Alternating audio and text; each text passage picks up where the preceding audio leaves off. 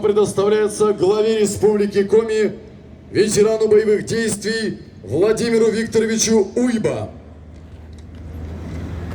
Уважаемые десантники и ветераны ВДВ, дорогие друзья, от всей души поздравляю вас с 92-й годовщиной со дня образования элиты Вооруженных сил России, воздушно-десантных войск. Воина-десантника отличает высокая боевая готовность, отличная физическая подготовка, бесстрашие, самоотверженность и беззаветная преданность Родине. С первого дня существования крылатой пехоты ей доверяли самые ответственные и сложные задачи. Ведь для ВДВ невыполнимых задач нет. Свой героизм и мужество голубые береты показали в годы Великой Отечественной войны, а позднее при выполнении боевых задач в ходе вооруженных конфликтов. И сегодня десантники в авангарде российской армии. Десантники всегда на переднем рубеже.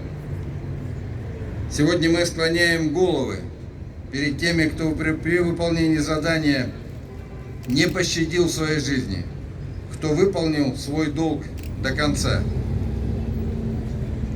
Десантники всю жизнь верны своим традициям, своему боевому братству. Вы и в гражданской жизни живете по правилам «никто, кроме нас».